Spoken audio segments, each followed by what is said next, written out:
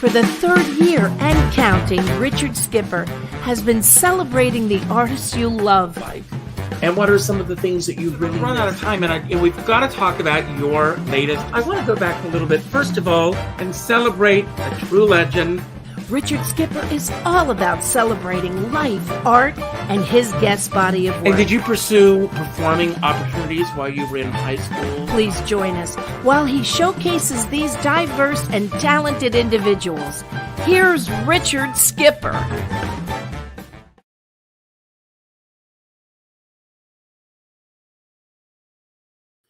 Well, I thought I was there. Happy Wednesday, everyone.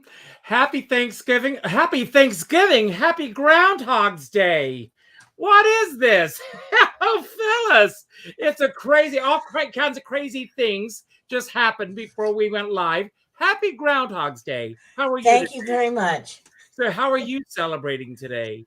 Well, I've moved from the living room to the office. Did you see your shadow today? I did not. Well, welcome Neither everybody. did Phil, did he? Doesn't that mean there's 6 more weeks of winter? 6 more weeks of winter, but here at Richard Skipper Celebrates, it's always spring, and we're always celebrating. For those of you who are here for the first time, my show is all about celebrating. It's about celebrating life, celebrating art, celebrating artists. I am so excited that Phyllis Pastore is here today. We have known each other for a very long time, and I was trying to think, do you remember how we met? Yes, okay. I do.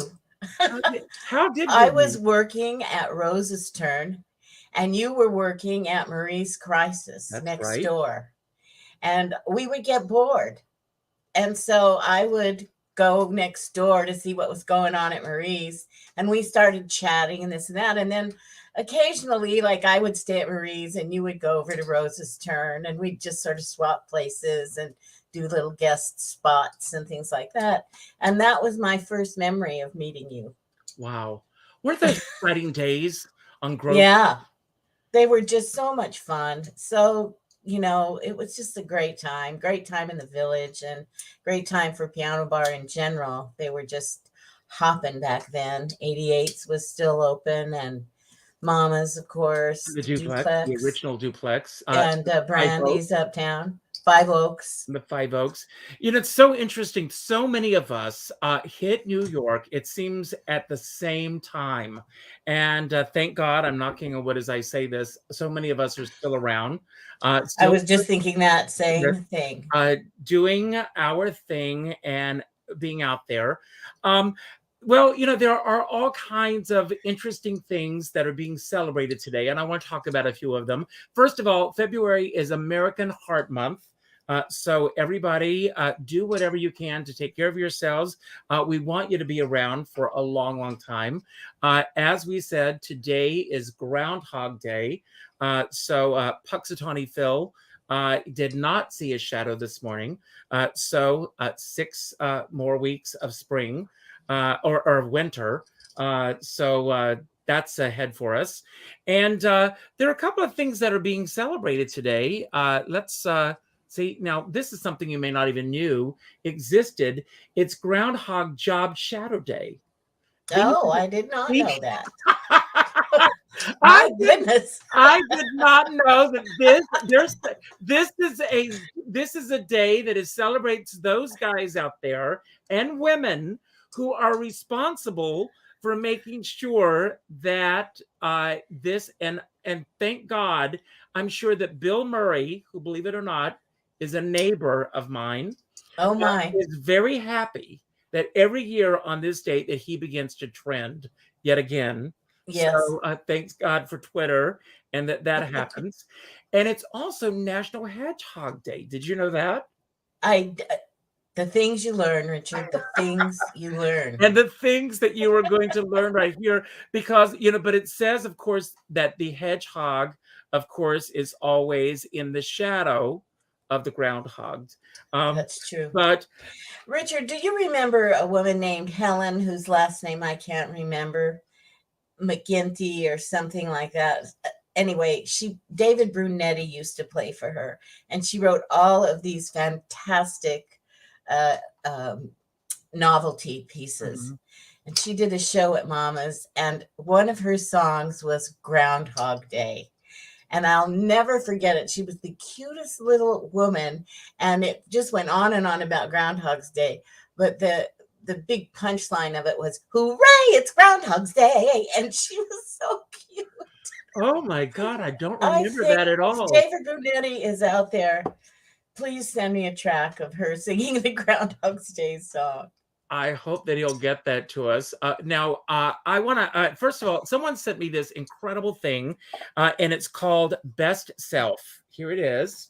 I love this. And it's an icebreaker game. And to start us off today, I pulled a random question. Here it is. I have not even looked at it. So I don't even know what my first question for you today is. But this is the icebreaker. Not that you and I need an icebreaker. And the question is, what do you regret not doing when you were younger? Starting to perform, singing and acting and all that. I really regret that I didn't start this whole path earlier. Now, but I don't think that that's not that's true, because I have this photograph of you.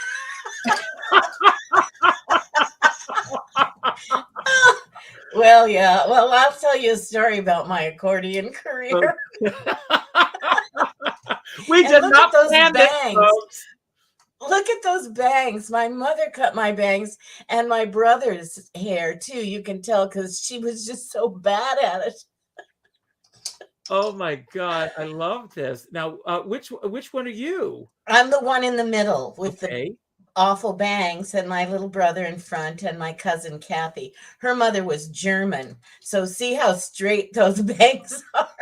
Now, do you still play the accordion? Oh no. Let me tell you, I took accordion for several years. We both had red, the red, like mother of pearl looking accordions. And I wasn't bad at it. No, I wasn't great at it. But I had this one accordion teacher, and he was a paraplegic. Mm. And so we'd go to his house and take lessons. And one day I came home and I said, "Dad, I'm so excited. Fortis said that he's going to teach me to play the accordion on my back." And my dad said, "The hell he is." And that was the end of my accordion career.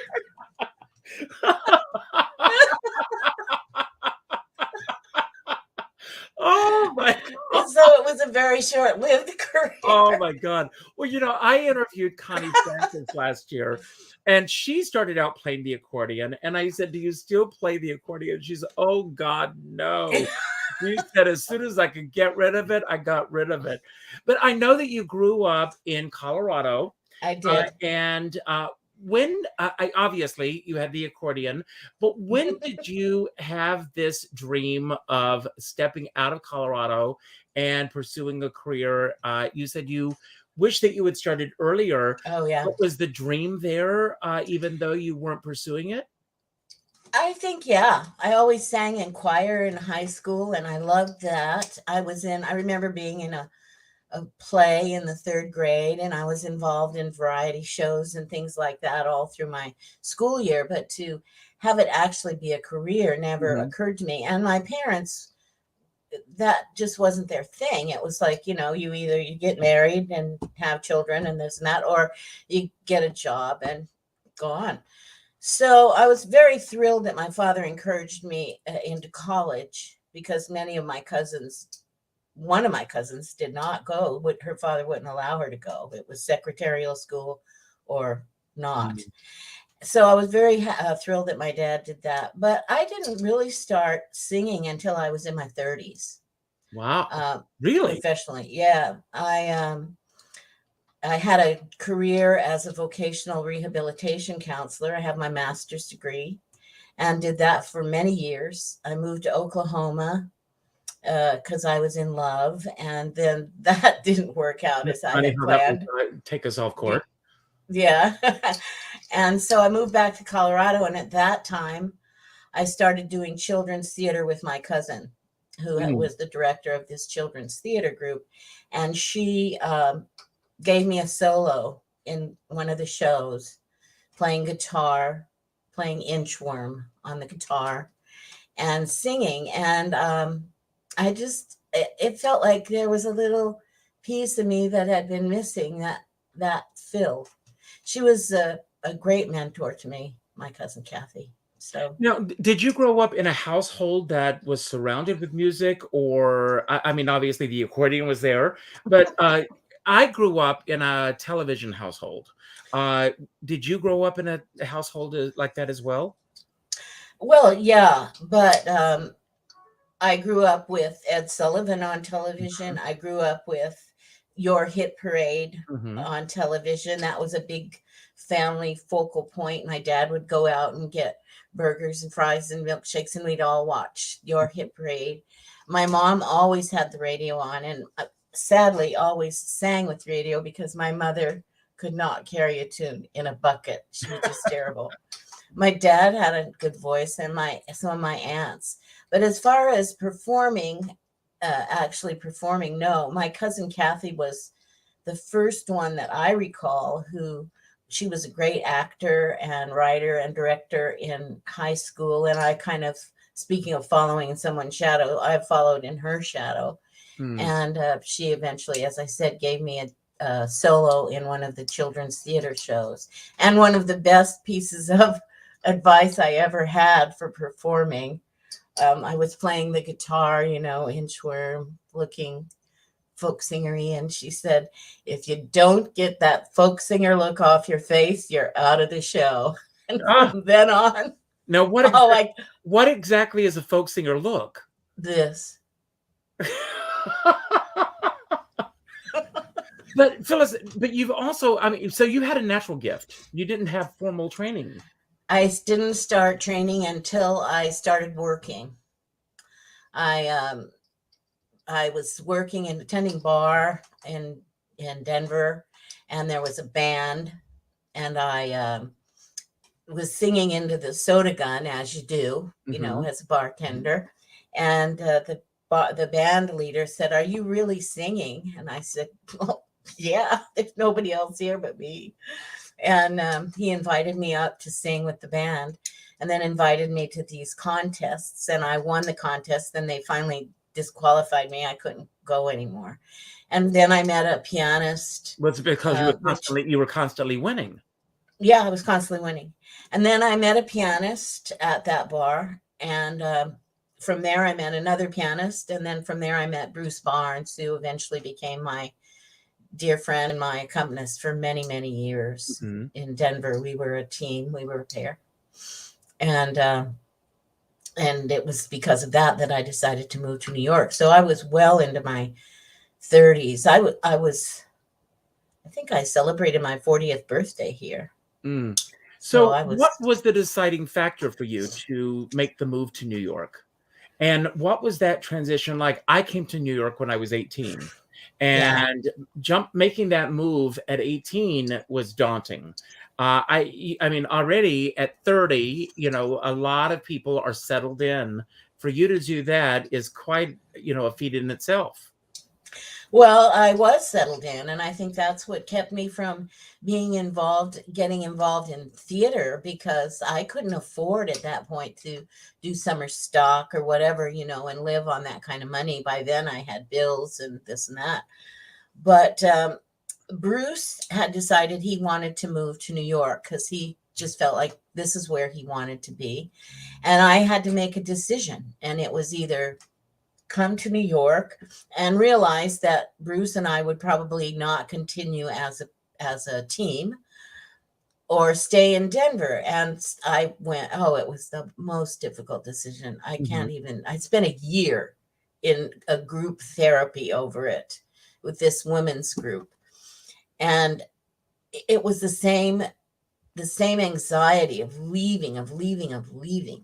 And then in my mind's eye, New York was dark. The image I had of New York was darkness. So one day we had a bring your daughter to therapy day.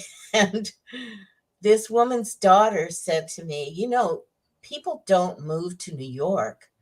New York is the doorway to the world. And when you come to New York, you're opening the door to the entire world. And that one statement just turned the light bulb on over my head. And I said, this is it. I'm going. My parents were stupefied. My father, I said, Dad, can you help me move? Where are you going? Dad, I'm moving to New York. Will you sell my car? Why are you selling your car? Dad, I'm moving to New York. They couldn't believe it. And when I got here and my 2 feet hit the ground, I said, this is where I'm supposed to be. Well, I want to back up for just a moment. So you've told your parents that you're coming. I'm sure that you're starting to tell everyone else as well. What was the overall feeling from all your friends that have known you for a lifetime at this point? Were they supportive? Was it disbelief for most people? My father had a bet that I would be back. This is the confidence that my father had in me. Thank you, Dad. That I would be back in 3 weeks. Oh, wow. 3 weeks. So, he put a time limit on it. He put a time limit on me. I would 43 years later, everyone.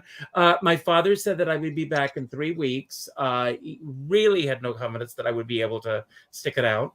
And with few exceptions, I had just a handful of, I could count on one hand, the people who believed that I would be able to stick it out in New York. What was your experience? It was similar. I had 2 factions of friends, though. I had the people that I grew up with and my family, and like my cousin Kathy and my cousin Michael. They were okay. They were fine with it, especially my cousin Michael, who followed my cabaret career in Denver. In Denver, Bruce and I pretty much were cabaret for the longest time. So we really stole the show. It was terrific. But my parents, just it was like every time they heard it, it was like the first time. They just couldn't believe it was happening. And then I had my friends in Denver who had become friends/fans and followed me to the different clubs and this and that. And they were sad to see me go, but they were encouraging. So I had the best of all worlds. My family never really understood. My brother never really got it, although he's better now. But my father and my mother, I remember them coming to see me perform, and they looked like they were having the most miserable time of their lives. And I asked them, and I said, Mom, did you have a good time? And she said, oh, I just loved it. Why would you ask? And I said, because you look like you were just recently exhumed. I mean, I can relate to everything you're saying. She was, and she explained it quite well. She said, I still see you as that child in the 3rd grade, and I'm so afraid you're going to make a mistake.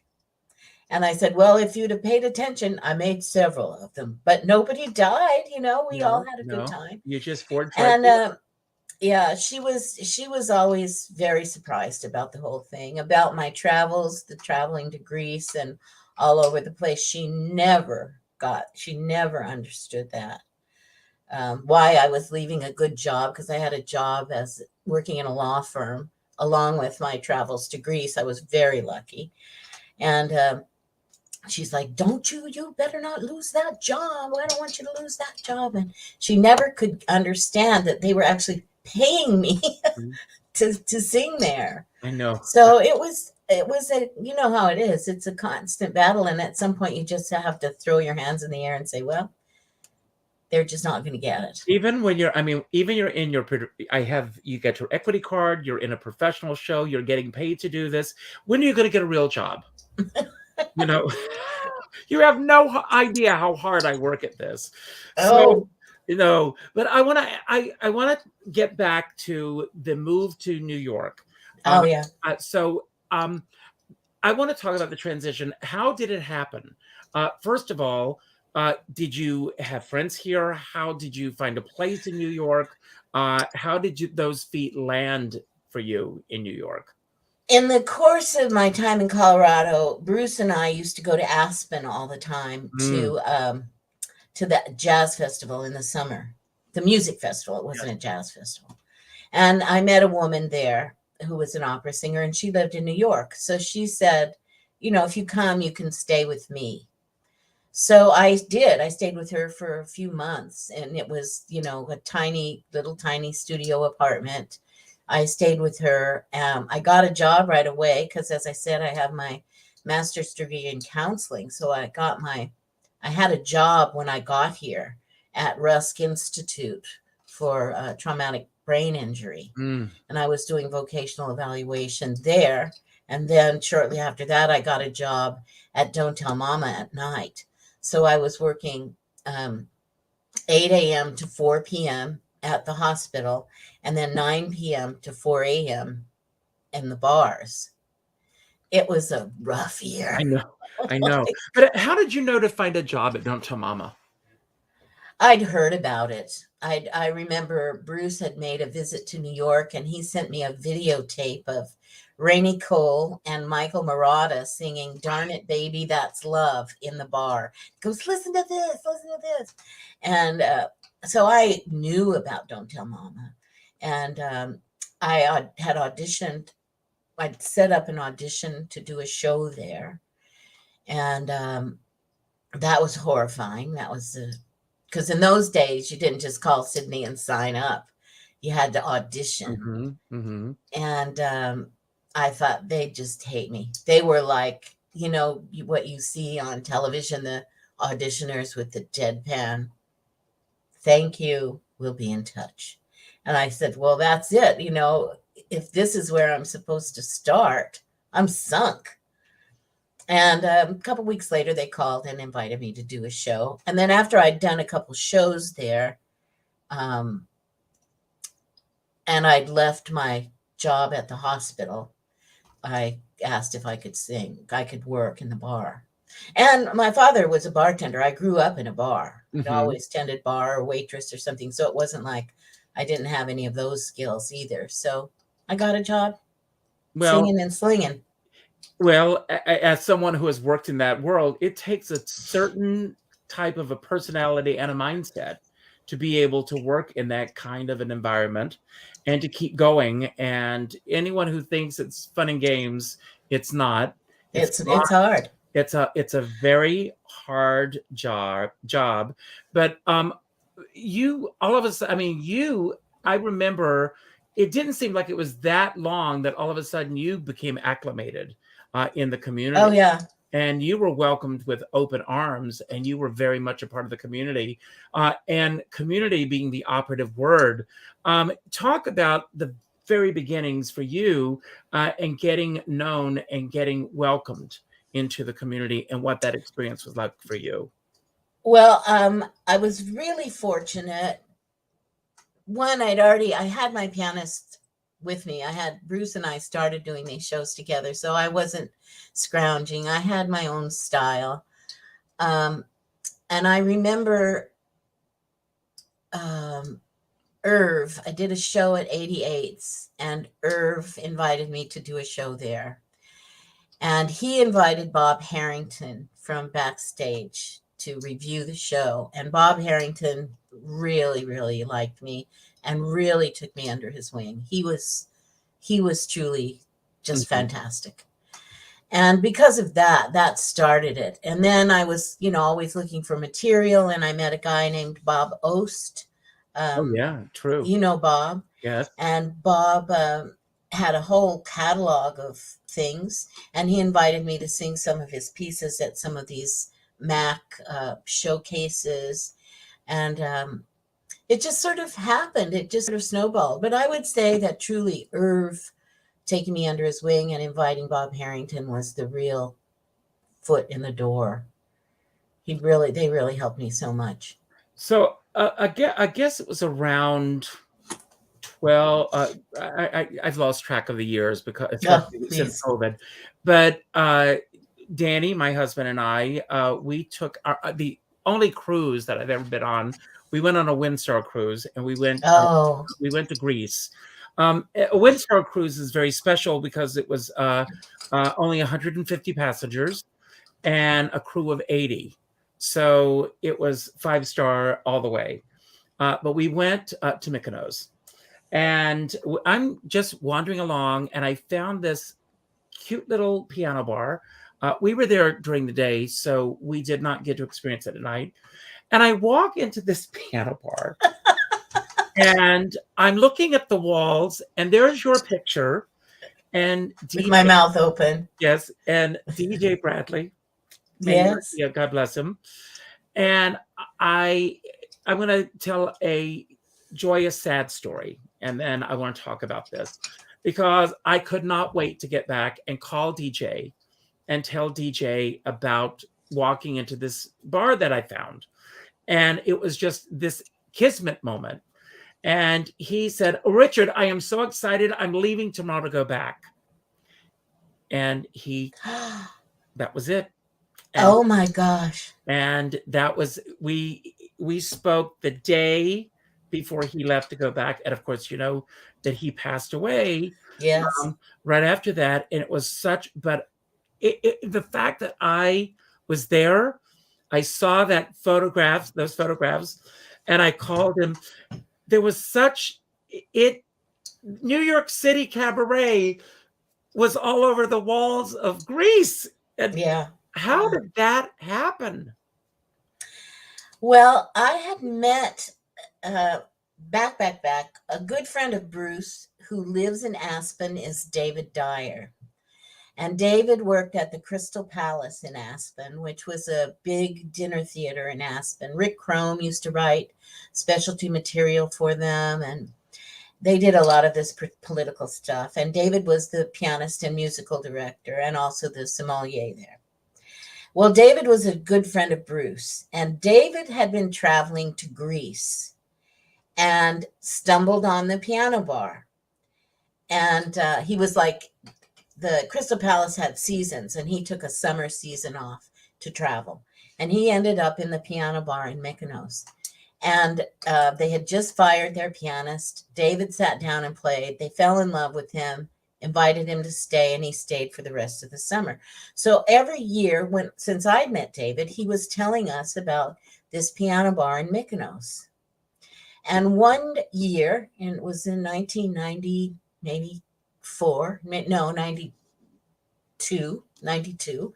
he called me and he said, "The girl singer that we have is not coming. Would you like to come over for the month of May?" And I thought, well, how many opportunities am I going to have to go to Greece and sing in a bar? And so I said, yeah, sure, I'll go. And I had met the guys in the piano bar at Don't Tell Mama. They live in Florida. Had you ever been to Greece prior to this? No, never. My passport was unbroken. It was my first trip. So I went for May, and it was one of those situations that suited me. It just fit me hand in glove. It fit my personality. And going back to what you said about working in the piano bars, it was the best education I could have ever had, because I was comfortable in front of an audience in a small room. You know, some people just can't stand having people that close to them. Mm-hmm. So I was in a small room. The audience was just rapt attention, because they're used to, the European audiences were used to big venues, not someone singing loud in their face. And so I stayed for the month, and David said, well, you know, I've got to go back. And I was just heartbroken that I couldn't stay. And they said, stay. So I stayed for another month. I came back, and they called me at the middle of August, and they said, can you come back for the last of the season, which was September into October? And I said, yes. Twist my arm. And I did that for 27 years. Wow. Wow. I know. Talk about, oh my God. It was truly, I was so lucky also that I had gotten this job at the law firm, where I was a temp, a freelance kind of temp, but I was on their permanent books. And I'd say, I'm going away for 2 months. They'd say, great, call us when you come back.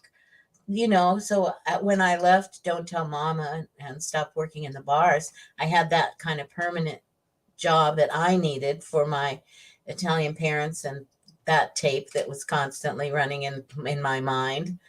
And I was able to go and return and still have a job in New York. So it was really just an incredible situation. Wow. Wow. Yeah.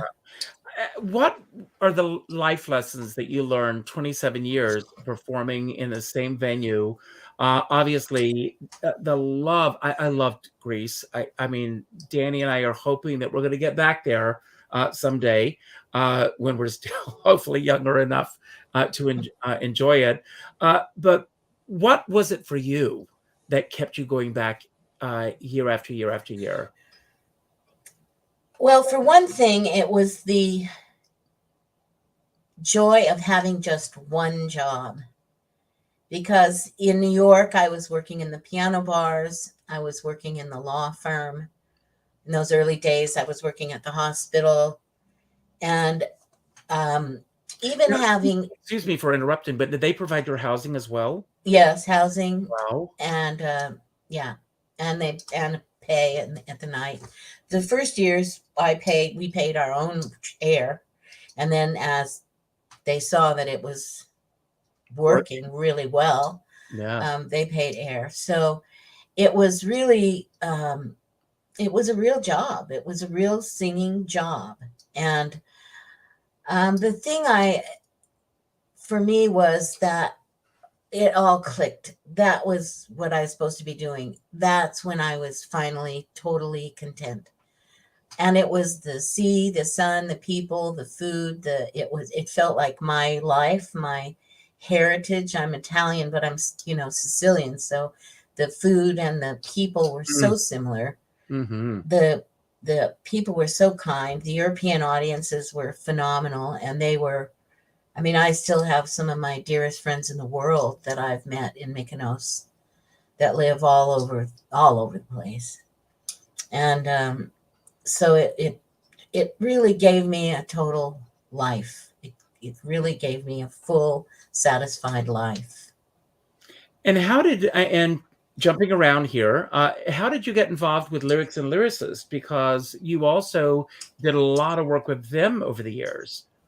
I knew Barry. I'd met Barry Levitt when Barry took over, and I originally started with them typing. That's actually what I did. I never performed.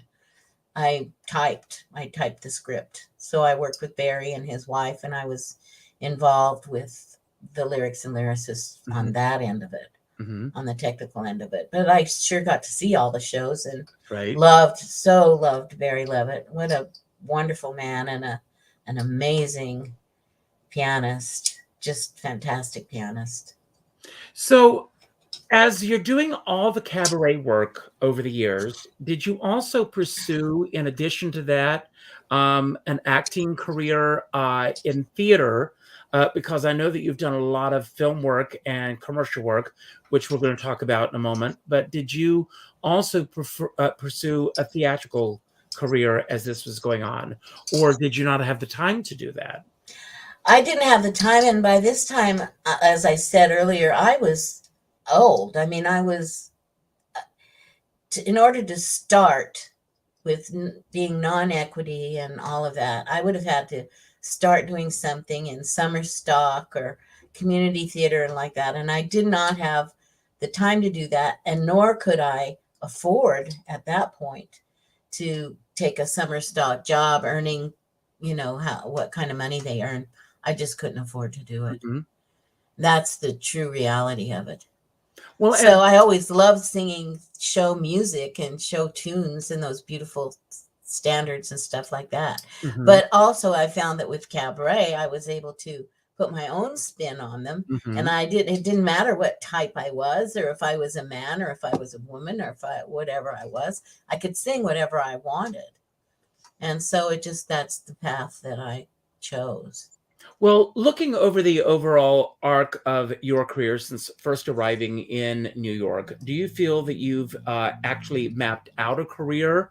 Or do you feel that your career happened as a result of, obviously the talent is there, the knowledge, you and Bruce knew each other coming into New York, having that.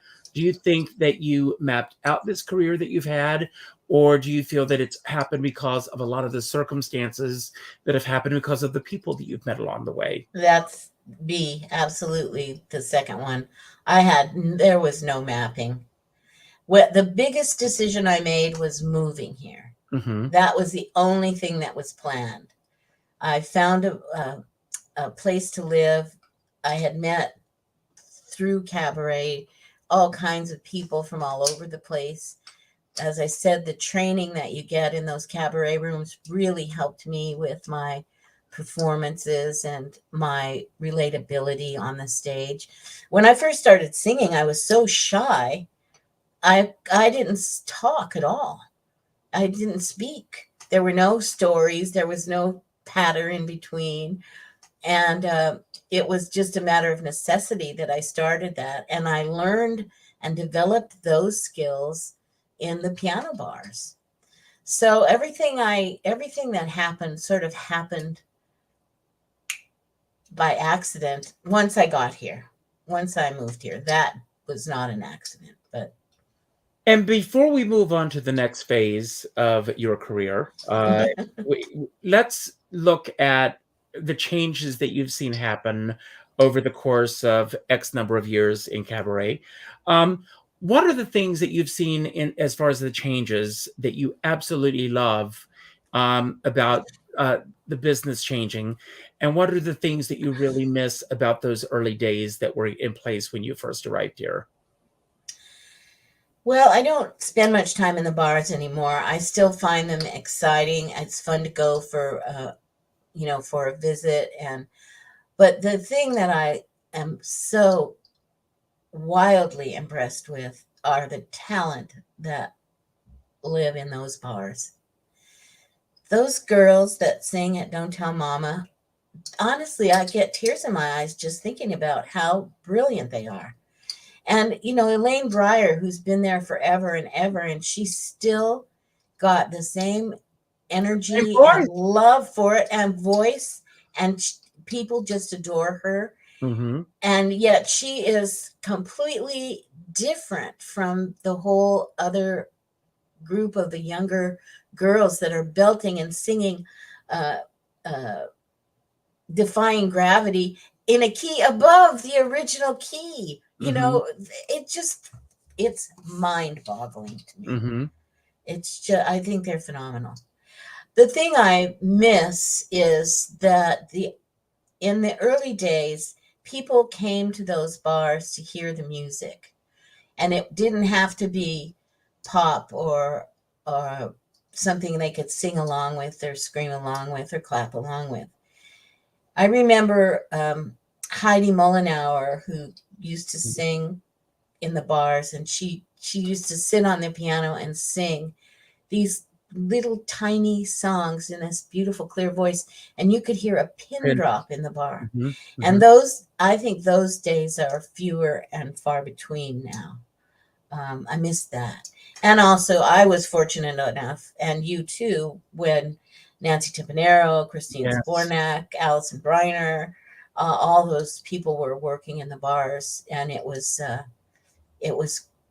quite fantastic. And do you know what I really miss? I miss, with all due respect to everyone working there now, I miss when Don't Tell Mama was the one piano bar. The one cabaret room in the back.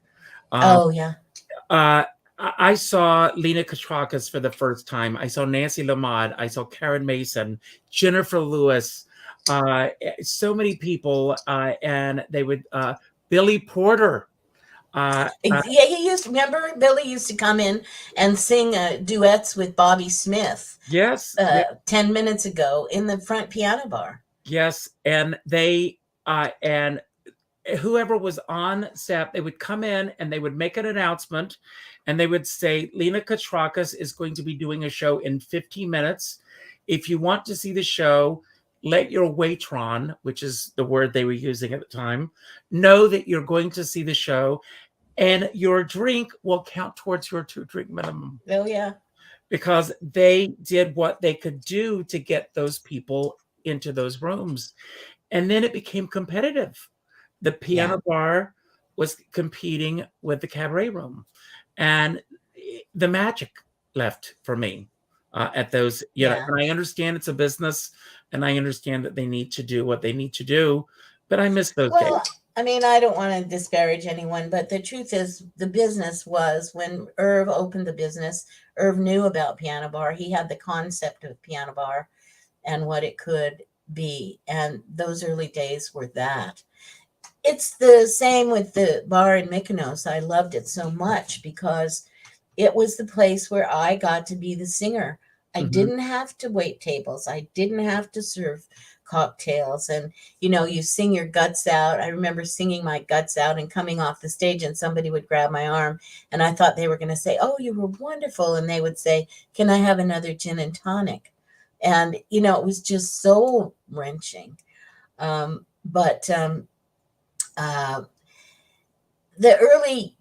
The early concept of the Piano Bar was to promote the music and the shows and the artists. And then it became much more of a business. It became much more of a, crank them in, crank them out kind of thing. And that was when I had to leave. Ming Pham was managing Don't Tell Mama then, and I adored Ming. I loved him. And we became very good friends. And I had come back from like my third time in Greece, and I knew I couldn't do it anymore. And when you look at that audience that you're supposed to be entertaining and you hate every one of them. Oh, that's another show.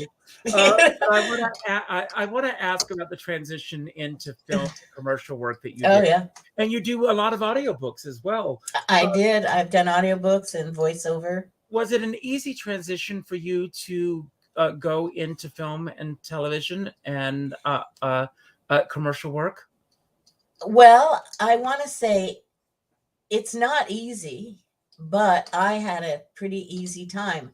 I've been so lucky in my decisions, because along the way, I've met people that just took me under their wing and pushed me on.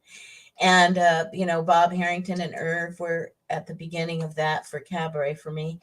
And to do this, when I was working at the law firm, and I knew I had to retire. I just couldn't stand it anymore. It was the same thing. Every day I would go in and be miserable. And I thought, it's time to leave this behind. What should I do? So I saw a commercial on TV with 3 old ladies. And I said, why am I not one of those old ladies? Good for you. And so I started asking people if they knew any classes I should take. And this one woman, who was the wife of a musician friend, and she said, "I hear this guy, David Cady, is a wonderful teacher. He teaches commercial acting. And I hear he's the best there is. So why don't you contact him?" So I looked him up, and I reached out to him, and he said, "I'm starting a class," and I signed up for his class. Wow. And I did his class. I took his class, and I was just terrified. I felt it was one thing to stand up in front of the audience and sing, and that I was used to that, but to do text and act and all that. So after the class was over, I said, "What should I do now?" And he said, "You should get out and meet people." He said, "It's not about who you know, it's who knows you." So he had sent some emails, I think, to some agents, and managed to get me connected with some agents. And he's been a tremendous supporter of me to this moment. And so I took a ton of classes. I met these agents. I started going out on auditions. I booked a couple of things. And every year I have a couple of, every year things get better. I wouldn't say it's easy, because it's a lot of rejection, which you have to get used to. As you know. In this business? Are you kidding me? Yes. Yeah. I do know. Well, we're going to do a giveaway. But I want to, first of all, Brian Norber. Oh. Yes. I did reach out to him because when you suggested his book, A Dinosaur Named Harry, have you read the book? I have it. It's so beautiful. Oh my God. I want to tell you, as I don't want to do a spoiler, but because of my dear friend Peggy Eason, who recently passed away, as I was reading the book, I cried. I'm crying out loud and crying out loud as I'm reading the book because it touched me on so many levels. And it's a children's book, but I think everyone should have this book. Oh, I do too.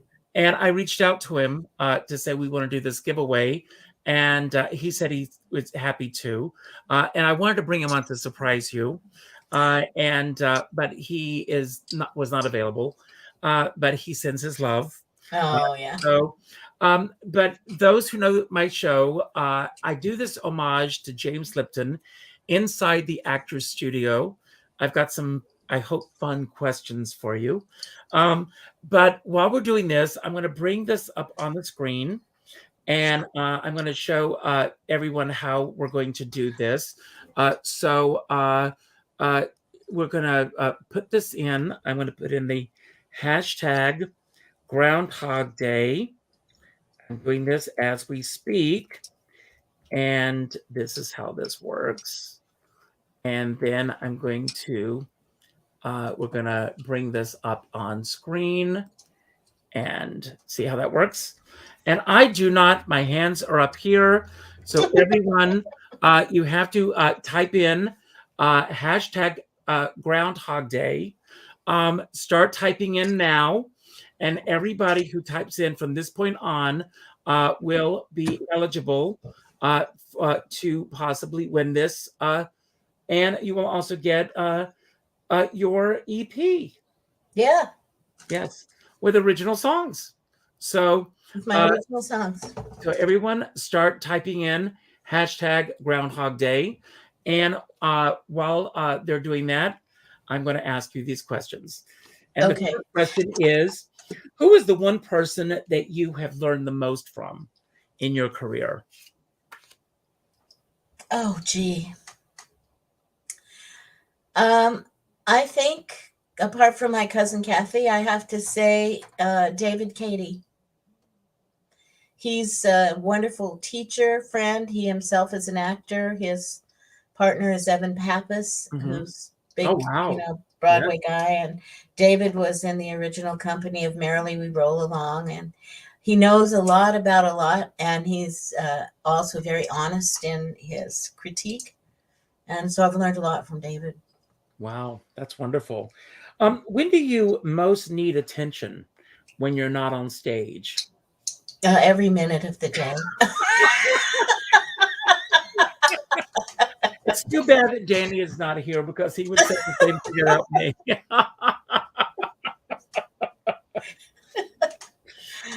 What is the worst punishment that you've ever had to endure?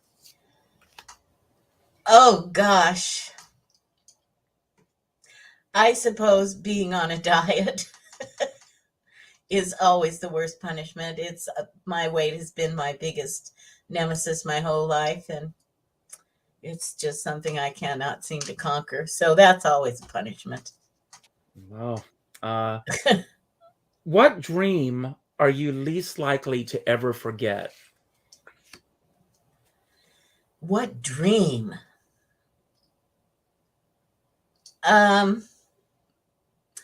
I think it was when I was a kid and I dreamed that there was a man peeking in our window, and it scared me to death. And I was afraid of the dark for a very, very long time. Wow. Do you know where that came from? Oh, probably watching The Twilight Zone or something on television. Yeah. Okay. Everyone start typing in. We're not seeing any people typing in yet. So everyone, even if you feel that you've done it already, you need to type it in.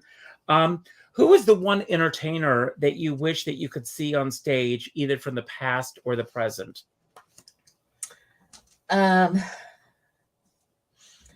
Well, I've seen her on stage many times, and that's Marilyn May. So, I mean, I try not to miss an opportunity to see her, but I think it would be Rosemary Clooney.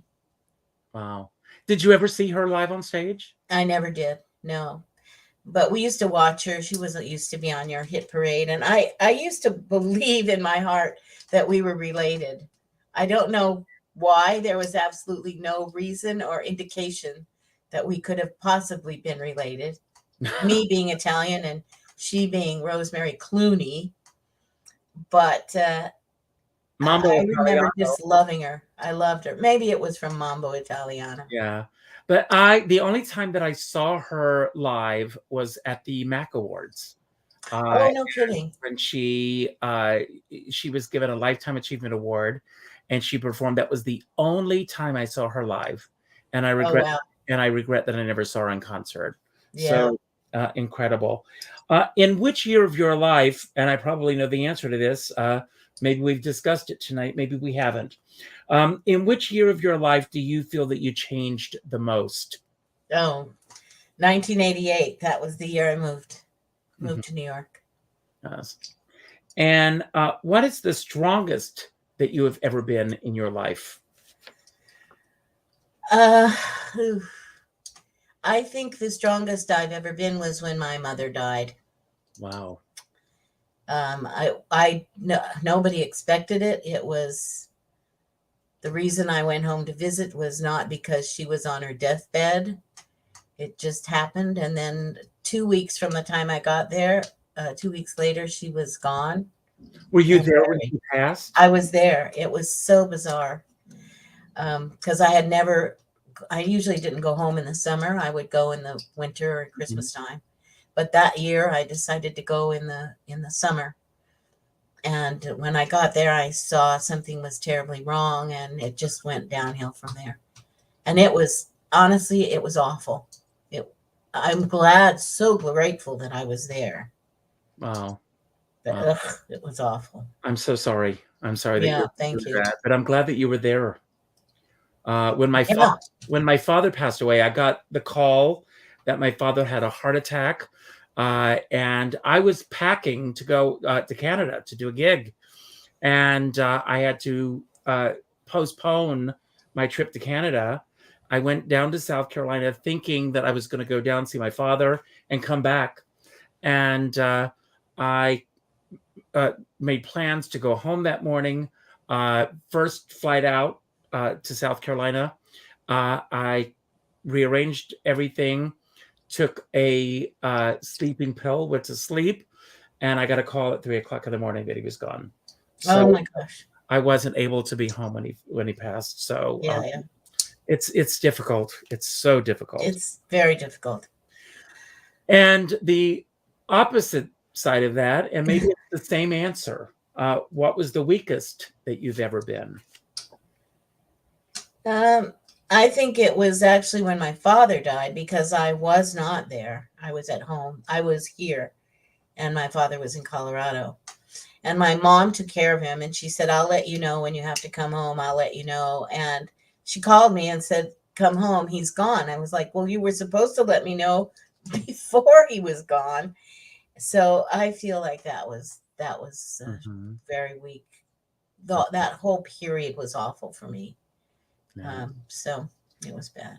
And my last question is, and this is, maybe it's an easy question, maybe it's not. When have you been most honorable in your career? Oh, gee, I like to think I've always been honorable. I've always felt like I was generous in sharing the stage, sharing my microphone. I don't think I've ever backstabbed anyone. Of course, there's going to be a lot of people going, you backstabbed me. No, I don't think so. I don't think so at all. People will joke about how when I was in Mykonos, I used to steal everybody's material, which I did. But I always gave them credit for it. And the fact is, I was 6,000 miles away. So, but otherwise, that's probably the most dishonorable I've been. Listen, before we go, I want to talk about the Finellis, the movie. Can I say something about that? Oh, yeah, of course, please. This was an odd situation. I received an email from this man from Berlin saying, we'd like you to audition for this film. And of course, I was skeptical, but thought, well, why not? And then we interviewed on Zoom, and that went really well. And then he offered me the job, and I had all these lists of things. Well, if he says this, I'm not going to go, blah, blah, blah. At any rate, it all turned out to be really good. That was 3 years ago. I was in Berlin in January filming what was to be a TV series. And now 3 years later, he has turned it into a film, and it's now available on Amazon and Apple TV and Google Play. And he's worked doggedly at getting this film produced, and I'm so proud of him. So I have a significant role in the film. I play his mother, an Italian mother. So I certainly grew up with that character. And I'm very proud of it. I'm very proud of him. His name is Mark Giannicello. He was a New Yorker from Brooklyn, and now lives in London, and at that time was in Berlin. So watch our movie. I'm going to watch Finelli's movie. What's the name of it? The Finelli's movie. Finellis. And I'll put the information also on YouTube and everyone so that everyone can go and see it. And I'll definitely do that this evening. That's incredible. That was amazing. That was an amazing thing. Congratulations. So now I know. I was going to watch My Sister Eileen tonight, but I've seen that. So, oh, Phyllis, I love you so much. And this has been great to chat with you. It's been a thrill to have you here. And, I want to thank everybody who showed up today. Thank you for being here. And if this is your first time here at Richard Skipper Celebrates, my hope is that it will be your last time. Please subscribe to this channel. Check out the other artists that I've celebrated. My goal is to celebrate. To me, there's so much distress in the world right now. There are too many people tearing each other down. The earlier this week, I'm not going to say who it was, but one actress knocked another actress in a role, and it went viral. Oh boy! And if she had celebrated her, it would have been in and out, and that would have been it. And I go, why? Let's celebrate each other. And I always, so leave a great comment on the other channels. Go and check out the other interviews. Check out the other people who are doing what I'm doing. Support each other. That's what we're all here to do. Well, I have to tell you, Richard, I've never met anyone who is as positive as you, and who also is as great a promoter as you are. Well, you are absolutely the best at it. You've worked so hard at it, and it's just always a pleasure to chat with you and be a part of whatever you're doing. Thank you. That means a lot to me. But I want to tell you about a page, a site that I have fallen in love with. I'm going to actually bring the channel up on the screen, and I want you to write this down too. It's on the bottom of the screen. It's called whatyoumeantome.com. And it's what you mean, and it's the number 2, me.com. And I want everybody who sees this, who's watching the show, to go to this page, whatyoumeantome.com. And then I want you to go to Facebook, and I want you to go to your friends list.